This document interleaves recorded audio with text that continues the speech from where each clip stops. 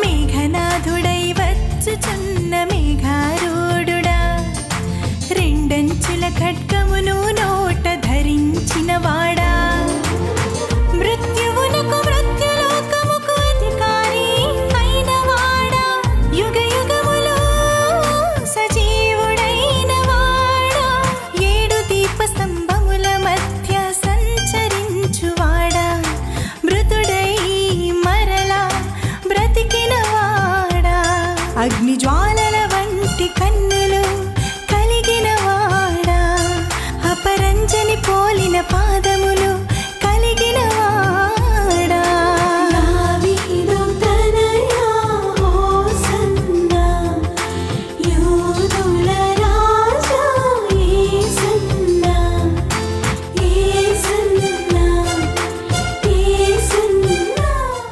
యేసు నామంలో మీకు శుభములు సమృద్ధిగా కలుగును గాక. మధురం నీ వాక్యం అనే కార్యక్రమానికి స్వాగతం. ఈరోజు మనం యేసు నామంలోని శక్తి అనే అంశం 15వ భాగం ధ్యానించుకుందామండి.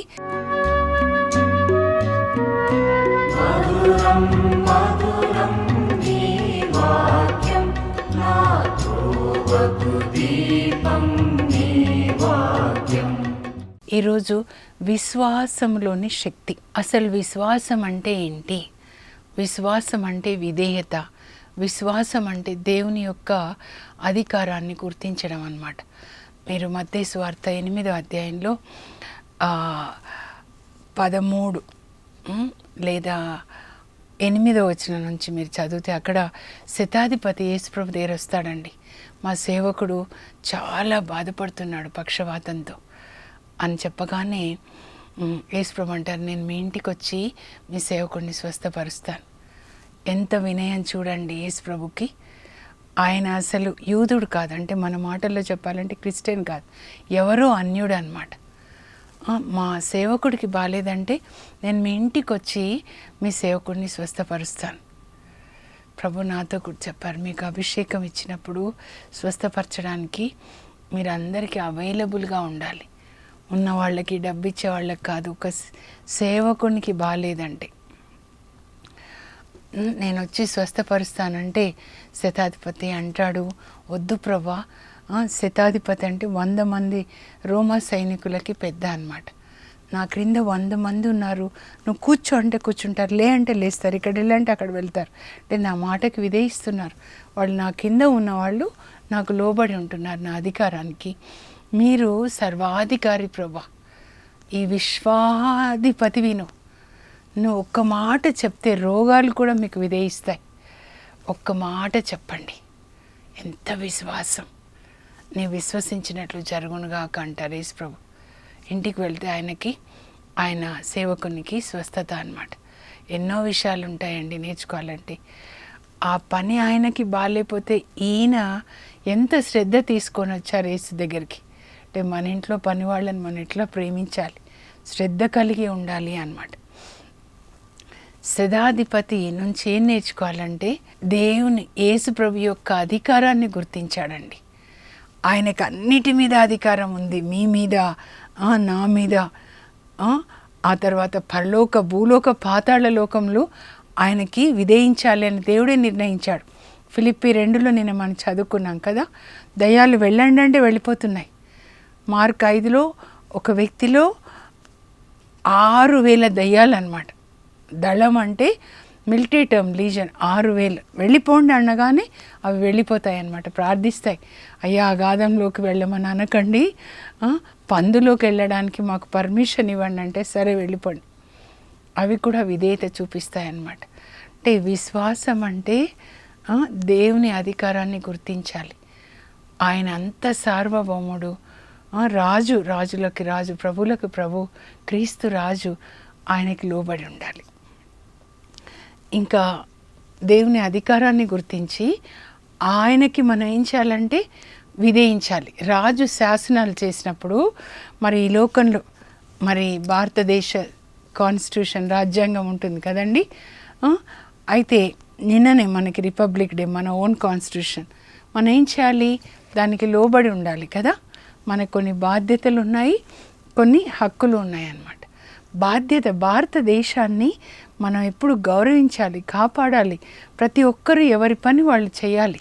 స్కూల్లో కూడా నేను చెప్తాను, జెండా ఎగరవేయడం అంటే ఒకరోజు కాదు, మీ పని మీరు కరెక్ట్గా చేయండి. దేశాన్ని దోచుకోకుండా ఏం జీతం తీసుకుంటున్నారో సరిగ్గా నమ్మకంగా పని చేయండి. పిల్లలకి చెప్తాను, మీరు విధేయించి మంచిగా చదువుకోండి. దేశానికి మీ కాంట్రిబ్యూషన్ ఏంటి అనేది చాలా ముఖ్యం. ప్రతిరోజు జెండా ఎగరవేసినట్టుగా నీతిగా మీ పని మీరు చెయ్యండి. అదే దేశాన్ని గౌరవించడం. బైబిల్లో కూడా అదే చెప్తారు, మీ దేశాన్ని మీరు గౌరవించాలి, అధికారులకు లోబడి ఉండాలి. ఇంకా అంత పెద్ద దేవునికి మనం ఏం చేయాలి? లోబడి ఉండాలన్నమాట. విధేయత, విశ్వాసం అంటే విధేయత అని రాసుకోనండి మీరు. అబ్రహాం చూద్దామండి, దేవుడు ముందు పిలిచిన మిషనరీ అన్నమాట. అబ్రహాం ఆదికాండం 12వ అధ్యాయంలో అబ్రహాం ఒక ఊరు అనే ప్రాంతంలో ఉంటాడు, మెస్పటోమియాలో. ఇప్పుడు అది ఇరాక్లో ఉంటుందండి. దేవుడు పిలుస్తారు, ఇదో నీ తల్లిదండ్రులు, పుట్టిన ఇల్లు, మీ అన్నీ కూడా విడిచిపెట్టి చుట్టాలు నేను చూపించిన చోటికి రా అన్నప్పుడు అబ్రహాము దేవుడు చెప్పినట్లుగా బయలుదేరాను. అన్నీ విడిచిపెడతాడు. 75 సంవత్సరాల వయసులో వాళ్ళ నాన్న ఉంటాడు, మరి తమ్ముడు, ఇంకో తమ్ముడు, పిల్లలు, ఆ తర్వాత పెద్ద ఆస్తి, చాలా పని వాళ్ళు, అన్నిటినీ విడిచిపెట్టి దేవుణ్ణి విధేయిస్తాడనమాట. అది ఆయనకి నీతిగా ఎంచబడింది. నీతిమంతులు అంటే దేవుని వాక్యానికి విధేయత చూపించేవాళ్ళు. లూకా 1:6 మీరు చదివితే జకర్యా, ఎలిజబెత్ అమ్మలు దేవుని ఆజ్ఞలకు లోబడి దేవుని దృష్టిలో నీతిమంతులుగా ఉన్నారు. నోవా నీతిమంతుడు, దేవుడు చెప్పినట్లుగా ఓడ చేసుకున్నాడు అన్నమాట. ఓడ చేసుకోవడం అంటే ఈ వాక్యం ప్రకారం మనం జీవిస్తూ మన చుట్టూ కూడా ఓడ కట్టుకోవాలి. లేకపోతే ఈ సంవత్సరం చాలా చాలా డిజాస్టర్స్ జరుగుతాయి. ఇప్పుడున్న వాళ్ళు మళ్ళీ నెక్స్ట్ ఇయర్ ఈ సమయానికి ఉండకపోయినా పర్వాలేదు, కానీ నిద్రలో భూకంపం వచ్చినా లేచేసరికి పరలోకంలో ఉండాలి. ధనికుడిలాగా నరకానికి వెళ్ళకూడదు. లాజర్ లాగా మనం పరలోకానికి వెళ్ళాలి. ఎప్పుడైనా పర్వాలేదు. ఎవరు ఈ లోకంలో ఉండరండి. యేసు ప్రభువే ఉండలేదు, ఏ వ్యక్తి ఉండరు, అందరూ వెళ్ళాల్సిందే. అక్కడి నుంచే వచ్చాము, ఇక్కడ శరీరంలో కొన్ని రోజులుండి మళ్ళీ అక్కడికే వెళ్ళాలి. కనుక మనం ప్రతిరోజు మన ప్రయాణము పరలోకం వైపు ఉండాలి, ఆత్మలో జీవించాలన్నమాట. అయితే అబ్రహాం విధేయించాడండి. అది ఒక అబ్రహాం విధేయత. మీరు అలా చదవండి, 12వ అధ్యాయం నుంచి ఆదికాండంలో 22 వరకు చదవండి. ఎలా విధేయించాడు దేవునికి. అందువల్ల దేవుడు అన్నారు, నా స్నేహితుడు అబ్రహాం అని చెప్పారు, నా ఫ్రెండ్ అని చెప్పాడనమాట. యెషయా 41:8 ఉంటుందన్నమాట. ఆ తర్వాత ఒక్కొక్కరి విధేయత మనం చూద్దామండి. ఏదైనా పొందుకున్నారనంటే వాళ్ళలో ఉన్న విశ్వాసాన్ని బట్టి, అంటే విధేయతని బట్టి వాళ్ళు పొందుకున్నారనమాట. జైలర్ అపోస్తుల కార్యాలు 16:31 మరి ఆ పౌలుని అడుగుతారనమాట, మేము రక్షణ పొందాలంటే ఏం చేయాలి? ప్రభు అయిన యేసుక్రీస్తునందు విశ్వాసం ఉంచండి, మీరు మీ కుటుంబం రక్షించబడుతుంది. అంటే యేసుక్రీస్తు బోధించిన దానిని మీరు పాటించండి, అప్పుడు మీకు రక్షణ. గాంధీ గారు ప్రతిరోజు లేచి మత్తయి 5, 6, 7 అధ్యాయాలు చదువుకునేవాళ్ళంట. అక్కడ యేసుప్రభు బోధిస్తారు, శాంతి స్థాపకులు ధన్యులు, వారు దేవుని కుమారులని పిలువబడతారు. అందరితో ప్రశాంతంగా శాంతిగా జీవించాలి, ఎవరికి హాని చేయకూడదన్నమాట. అది యేసుక్రీస్తునందు విశ్వాసం ఉంచడం అంటే ఆయన వాక్యాన్ని విధేయించడము అని అర్థం చేసుకోండి మీరు, ఓకేనా? మరి అలా విశ్వాసం ఉంచి పొందిన వాళ్ళు ఎవరెవరు మనం చూద్దామండి. ఈరోజు ముఖ్యంగా మనం ఏలియా, ఎలీషాలను గురించి కొంచెం ధ్యానించుకుందాము. ఎలీషా ఇంతకుముందు కూడా మనం చదివాం కదా, 2వ రాజుల గ్రంథంలో ఎలీషా వస్తాడండి. 2వ అధ్యాయం నుంచి, 2వ రాజులు 2వ అధ్యాయం నుంచి మీరు చదువుకోండి. 6వ అధ్యాయం వరకు కూడా చదువుకోవచ్చు. అయితే అక్కడ ఏలియాని దేవుడు పరలోకానికి తీసుకొని వెళ్తారండి. అప్పుడు ఆ ఏలియా యొక్క అభిషేకం ఎలీషాకి 2 అంతలుగా వస్తుందన్నమాట. ఎందుకంటే 5 సంవత్సరాలు నమ్మకంగా గురువు గారికి ఆయన సేవ చేస్తాడనమాట. నేను చెప్పానా, నమ్మకంగా నిన్నటి దినాన పౌలుకి తిమోతి, తీతు చాలా నమ్మకంగా పనిచేస్తారు.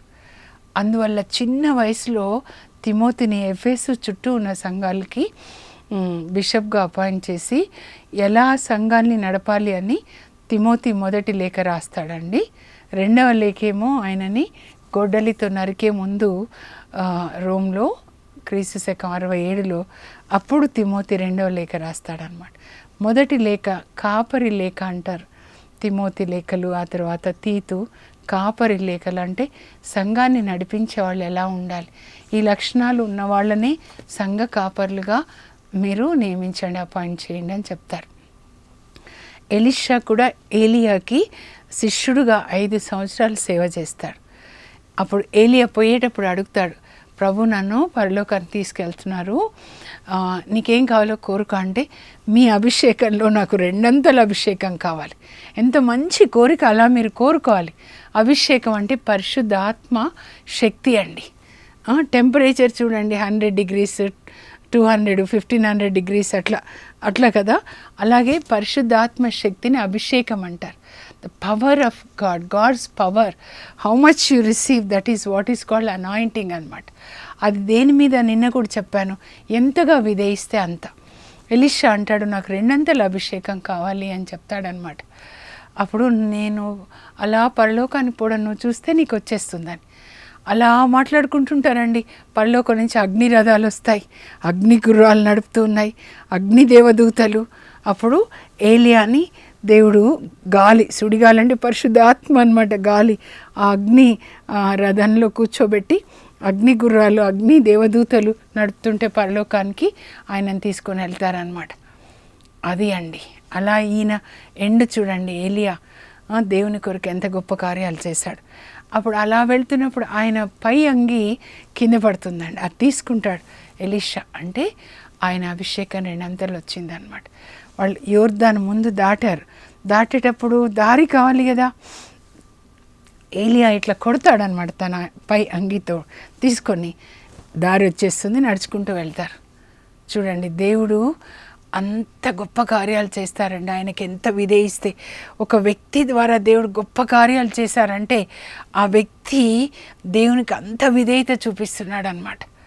ఇప్పుడు అదే ఏలి అంగిని తీసుకొని ఎలీషా ఇలా యోర్దాన్ని కొట్టగానే యోర్దాన్ మళ్ళీ దారి వస్తుందండి. అప్పుడు ఈయన ఇలా అలా నడుచుకుంటూ ఎరికోకి వచ్చేస్తాడనమాట. ఎరికోకి వచ్చినప్పుడు ప్రజలు చెప్తారు, అయ్యా ఈ నీళ్ళు మంచివి కాదు, ఇవి తాగితే స్త్రీలకి అబార్షన్ అవుతుంది. అప్పుడు ఆయన అంటాడు, కొత్త పిడతలో కొంచెం ఉప్పు తీసుకొని రండి అని. ఆ నీళ్ళు ఎక్కడి నుంచి వస్తాయో, స్ప్రింగ్ ఊట అంటారు కదా, అక్కడ వేస్తాడనమాట. అయితే ఏంటి ఇక్కడ మనం నేర్చుకోవాలంటే, వాళ్ళకి నీళ్ళు మంచివి కాదు, నీళ్ళు బాగా కావాలి. ఆయనలో ఉన్న దేవుడు ఎలీషాతో మాట్లాడతాడనమాట. వాళ్ళని పిడతలో ఉప్పు తీసుకొని రమ్మను, కొత్త పిడతలో అక్కడ వేసేయి, అప్పుడు ఆ నీళ్ళు మంచిగా మారిపోతాయి. అప్పుడు ఆయన అదే చెప్తాడండి. ఒక విధవరాలు కూడా ఇప్పుడు 4వ అధ్యాయానికి వస్తే, అదిగో అప్పుల వాళ్ళు వచ్చి నా కొడుకుని తీసుకొని వెళ్తా అన్నారు. ఏముందమ్మా నీ దగ్గర అంటే పిడతల నూనె, ఖాళీ కుండలు తెచ్చుకొని అందులో పోసేసి ఆ నూనె అమ్ముకొని అప్పులు తీర్చేసి మీరు సుఖంగా ఉండండి. తన సొంతగా చెప్పలేదండి, లోపల దేవుడు ఏం చెప్తున్నారో విని దాన్నే చెప్తున్నాడు అనమాట. అందువల్ల దేవుని మాట చెప్పాడు కాబట్టి దేవుడు అక్కడ అద్భుతం చేస్తున్నాడు. ఇలా చెప్పు అంటే చెప్తున్నారనమాట. ఎలా ప్రభువా, ఆ చిన్న పిడతలో నూనె ఖాళీ కుండల్లో ఎలా అని ఈయన ప్రశ్నించలేదు, ఆమె కూడా ప్రశ్నించలేదన్నమాట. శూన్యం వనిత ఎలీషా ప్రవక్తకి వాళ్ళ ఇంటి పైన ఒక గది కట్టించినప్పుడు, ఆమె మనకింత మేలు చేస్తుంది కదా, గెహాజీ సేవకునితో అంటాడు, మనం కూడా ఏమన్నా మేలు చేస్తే బాగుంటుంది అంటే, అప్పుడు గెహాజీ చెప్తాడు ఆమెకు పిల్లలు లేరని. వెంటనే దేవుడు చెప్తారు, ఈ మాట చెప్పు ఎలీషా, వచ్చేడాది నాటికి ఆమె కౌగిట్లో బిడ్డ ఉంటాడని చెప్పు అని. ఎలీషా సొంతగా చెప్పలేదండి, దేవుడు చెప్పిందే ఆయన చెప్తున్నారనమాట. అంటే దేవుని మాటకి విధేయత చూపిస్తున్నారు. అది విశ్వాసం. అంటే మీరు దేవుణ్ణి విశ్వసిస్తే, నిజంగా విశ్వాసంగ్రహంలో చెప్తాం కదా, పరలోకాన్ని భూలోకాన్ని సృష్టించిన దేవుడు అంటే పాత నిబంధన అన్నమాట. 10 ఆజ్ఞలు నిర్గమకాండం 20వ అధ్యాయం నుంచి మీరు చదివితే దేవుని మాటని ఆ తర్వాత యేసుక్రీస్తుని విశ్వసిస్తున్నాం. యేసు ప్రభు చెప్పింది 4 సువార్తలు. తర్వాత పరిశుద్ధాత్మను విశ్వసిస్తున్నాం. పరిశుద్ధాత్మ అంటే అపోస్తుల కార్యాల నుంచి అన్నమాట. ఎంత విధేయత మనం చూపిస్తామో అంతగా దేవుడు మన ద్వారా అద్భుతాలు చేస్తారండి. ఇక్కడ మరి షూనేం వనితకి ఎలీషా చెప్పినట్లుగానే కొడుకు పుట్టాడు. ఎలీషా మాట కాదండి, అది దేవుడు మాట్లాడుతూ ఉన్నారనమాట. ఇంకా 5వ అధ్యాయానికి మీరు వచ్చినట్లయితే అక్కడ ఇజ్రాయెల్ దేశంలో ఉన్నాడు ఎలీషా. ప్రక్కన సిరియా దేశం, మన భారతదేశానికి శ్రీలంక లాగా అనుకోండి. సిరియా సైన్యాధికారికి కుష్ఠ. అప్పుడు స్వస్థత కొరకు ఇక్కడికి వస్తాడనమాట. ఎలీషా దగ్గరికి వస్తాడు. ఎలీషా ఇంటి ముందు నిలబడతాడు. సైన్యాధికారి అంటే ఎంత పెద్ద పొజిషన్ అండి. చాలామంది ఆయన వెనకాల ఉంటారు. ఇప్పుడు సీఎం వస్తే ఎట్లా అలా. ఎలీషా ఇల్లు మామూలు చిన్న ఇల్లు అనమాట. కానీ దేవుడు ఎలీషాతో చెప్తారు, నువ్వు బయటికి వెళ్ళొద్దు, నువ్వు ఆయన మీద చేయబెట్టి ప్రార్థించొద్దు, కుష్ఠ అని వచ్చాడు, నువ్వు లోపలే ఉండి నా మాటలు చెప్పు ఆయనకి నీ సేవకుని ద్వారా. ఎలీషాకు ఒక సేవకుడు ఉంటాడు, గెహాజీ. అదిగో సైన్యాధికారి, సిరియా సైన్యాధికారి నామాన్ వచ్చాడు కుష్ఠ అని స్వస్థత కొరకు. ఆయనకి ఇలా చెప్పయ్యా, నీవు యోర్దాన్ నదిలో 7 సార్లు మునుగు, నీకు స్వస్థత కలుగుతుంది అని. దేవుని మాటగా మరి ఏదైతే దేవుడు చెప్పాడో అదే చెప్తాడండి ఎలీషా. గెహాజీ వెళ్ళి చెప్తే ఆయనకి ఇంకా ఈగో వాజ్ హర్ట్ అనమాట, అహంకారం. ఎలీషా వస్తాడు, నన్ను గౌరవంగా లోపల తీసుకెళ్తాడు, ఒక సీఎం వచ్చారనుకోండి అలా అనమాట. కనీసం బయటికి వచ్చి నాకు అనారోగ్యం ఉన్న చోట చేయబెట్టి ప్రార్థిస్తాడు అనుకున్నాను. అలా సేవకుని ద్వారా చెప్పి పంపిస్తాడా ఏంటి? యోర్దాన్ నదిలో ఎందుకు మునగాలి? మా దేశంలో కూడా ఉన్నాయిలే. సిరియా క్యాపిటల్ దమస్క్ అనమాట. ఆ నదులేవా దమస్క్లో, అక్కడికి వెళ్ళి మునుగుతారు. ఎంత కోపం వస్తుందంటే ఇంకా వాళ్ళకి చెప్తాడనమాట సైనికులకి, రథాలని వెనక్కి తిప్పండి, పదండి వెళ్దామని.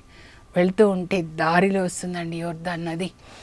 అప్పుడు ఆయన ప్రక్కన వాళ్ళు చెప్తారు, పెద్ద పని చెప్పలేదు కదా గురువు గారు, ఆ ప్రవక్త చిన్నదేగా 7 సార్లు మునగమన్నారు, మునిగితే ఏం పోతుంది? ఆ లోపలికి వచ్చి తగ్గిపోతుందండి ఆయన కోపము, అహంకారం తగ్గిపోయి దిగుతాడు, రథం దిగుతాడు. యోర్దాన్ నదిలో 6 సార్లు మునుగుతాడు, ఏం జరగదన్నమాట. 7వసారి మునగానే ఆయన దేహం అంతా కూడా కుష్ఠపోయి సుందరంగా అయిపోతుందంట. అప్పుడు ఆయనలో ఒక తగ్గింపు, కనువిప్పు కలుగుతుంది. నన్ను చూడకుండానే ఆయన ఒక మాట చెప్తే జరిగింది.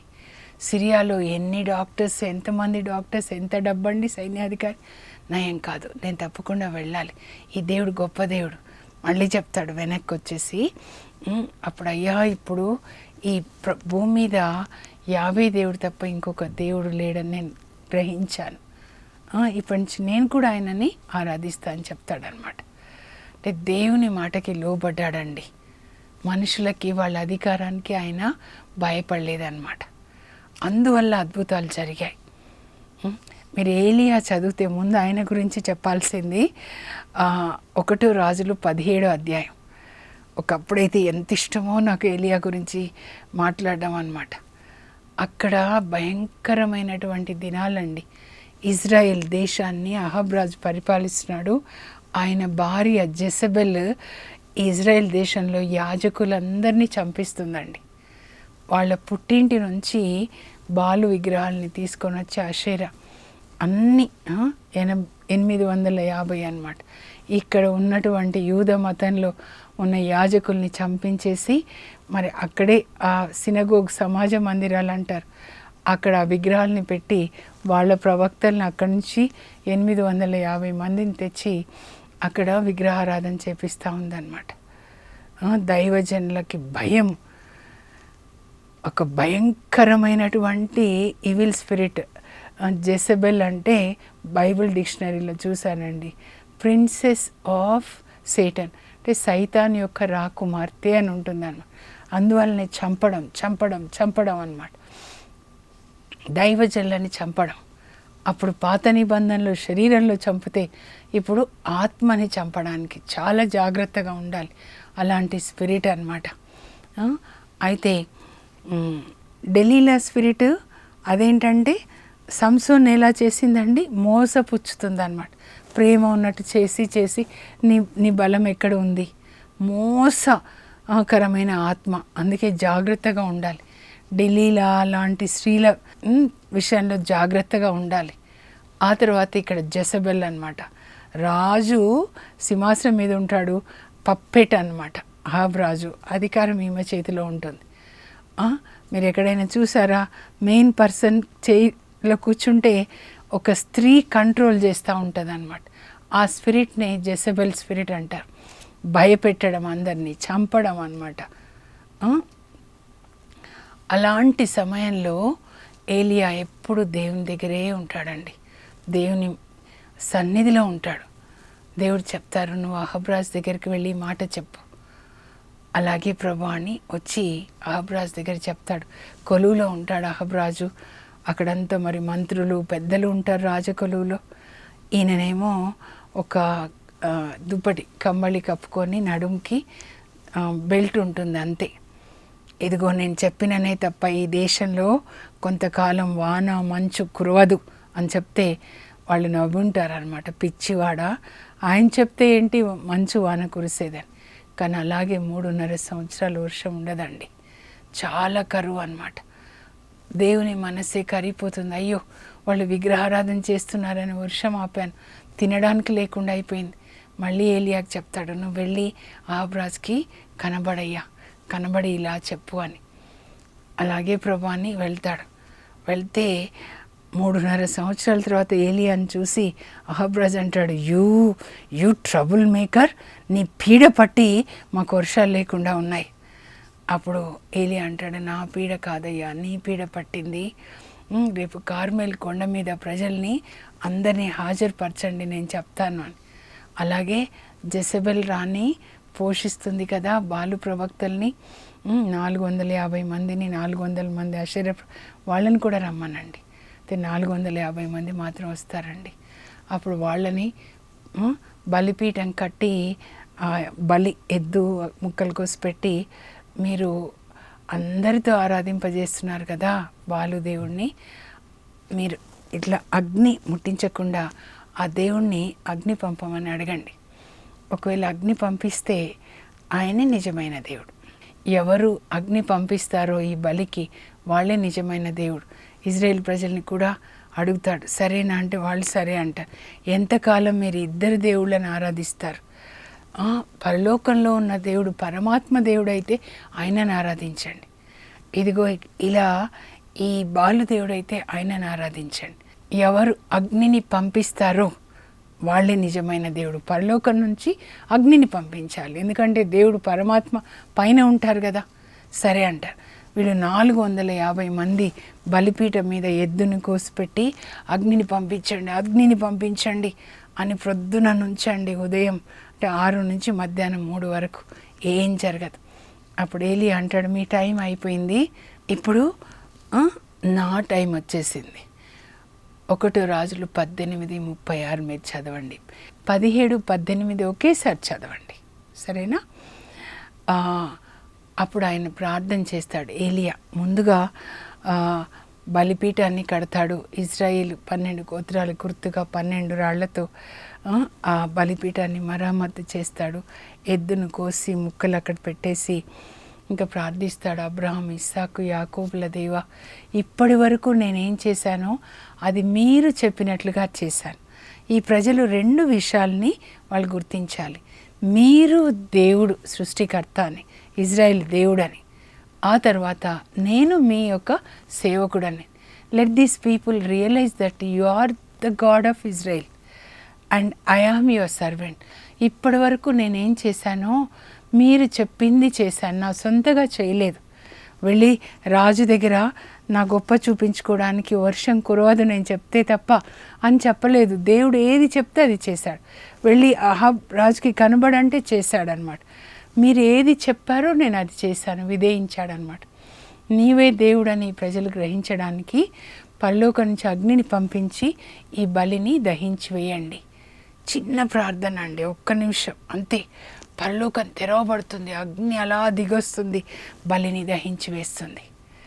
దేవునికి అంత విధేయత అనమాట, అంత క్లోజ్ దేవునితో నడుస్తున్నాడు. దేవుడు ఏది చెప్తే అది చేస్తున్నాడు అనమాట. దేవునితో నడవడం అంటే ఆయన వాక్యం ప్రకారం జీవించడం. అగ్ని వచ్చి దహించి వేస్తుంది. అప్పుడు ప్రజలు అంటారు, యావే దేవుడు, యావే ఒక్కడే దేవుడు, పరలోకంలో ఉన్న దేవుడే మా దేవుడు. అందరూ కూడా దేవుని వైపు తిప్పబడతారండి. అది మనం అలా ఎలీషా కూడా అందరికీ ఒక ఆశీర్వాదకరంగా దేవునికి విధేయత చూపించినప్పుడు దేవుడు మనలో ఉండి మన చుట్టూ ఉన్న వాళ్ళకి ఒక ఆశీర్వాదకరంగా మనల్ని మారుస్తారు.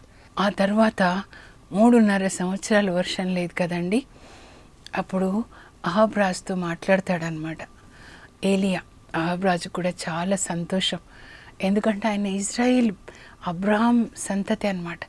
మా దేవుడు ఎంత గొప్ప దేవుడు అని ఆయనకి సంతోషం. అప్పుడు రాజుతో చెప్తాడు, మీరు వెళ్ళి భోంచేయండి, నేను కొండ మీదకి వెళ్ళి ప్రార్థన చేస్తాను వర్షం కొరకు, నాకు వర్షధ్వని వినబడుతుంది. 3.5 సంవత్సరాలు వర్షాలు లేవు. వర్షధ్వని అంటే అసలు మేఘాలే లేవు, కానీ ఆయన అంతరాత్మలో వర్షం పడినట్లుగా విన్నాడనమాట. పరిశుద్ధ ఆత్మ అలా చేస్తారండి. అప్పుడు ఆయన ప్రార్థిస్తాడు. 7 సార్లు ప్రార్థించిన తర్వాత మూరెడంత మేఘం సముద్రం నుంచి పైకి వస్తుంది. తర్వాత ఆకాశం అంతా మేఘాలు కమ్ముకొని వర్షం వస్తుందన్నమాట. ప్రజలు మరి ఎంత సంతోషపడతారు. ఆ వర్షంలో అహాబ్ ఇంటికి వెళ్ళాలి. అప్పుడు ఏలియా నడుము కట్టుకొని రథం ముందు వర్షంలో అహాబ్ రాజుకి దారి చూపిస్తాడండి. ఎంత విధేయత అంటే చివరికి ఆయన కొరకు మరి అగ్ని రథాలని పంపించి పరలోకానికి పిలుచుకుంటాడు. స్పెషల్ అన్నమాట. అలాగే మోషే స్పెషల్. ఆయన చనిపోయినప్పుడు దేవుడే సమాధి చేస్తారు. 120 సంవత్సరాలు మంచి ఆరోగ్యంగా ఉన్నాడు మోషే. దేవుని యొక్క మాటకి విధేయత చూపించాడనమాట. అలాగే ఏలియా, ఎలీషాలు, పౌలు, పునీతులు ఎవరైనా కావచ్చు, అపోస్తులు, వాళ్ళ ద్వారా దేవుడు అద్భుతాలు చేశారంటే ఒకే రహస్యం అండి. వాళ్ళు దేవుడు ఏది చెప్తే అది చేశారనమాట. అలాంటి అభిషేకం దేవుడు మీకు ఇచ్చుదురుగాక. ప్రార్థన చేసుకుందాం. పరలోకపు మా తండ్రి, మీ పరిశుద్ధ నామం నాకు స్తోత్రం కలుగును గాక. మీరు మా నుంచి కోరుకునేది ఒకటే ఒకటి ప్రభా, మీరు చెప్పిన మాటకి మేము లోబడి జీవించాలి. అబ్రహాం దేవుడు చెప్పినట్లుగా చేశాడు. ఆదికాండం 12:4 రాయబడింది, నీ కొడుకుని బలిగా ఇవ్వమంటే అబ్రహాం రెడీగా సిద్ధమై ఇవ్వడానికి వెళ్ళాడు. ప్రభా, నీవు దైవభీతి గలవాడని నేను నమ్ముతున్నాను అని చెప్పారు మీరు. నాయన, నా స్నేహితుడు అబ్రహాం అని చెప్పారు. అలాగే ఏలియా మీరేది చెప్తే అది చేశారు. అందువల్ల ఆయన మాట మీద ప్రభా వర్షాన్ని ఆపేశారు. ఆయన ప్రార్థించినప్పుడు వర్షాన్ని ఇచ్చారు ప్రభా. అగ్ని రథాలని పంపించి ఆయనని మీ పరలోకానికి, మీ సన్నిధికి పిలుచుకున్నారు. ఎలీషా కూడా మీరేది చెప్తే అది చేశాడు. ఒక సైన్యాధికారి అని ఆయనకి భయపడలేదు ప్రభా. మీ మాటలు చెప్పాడు.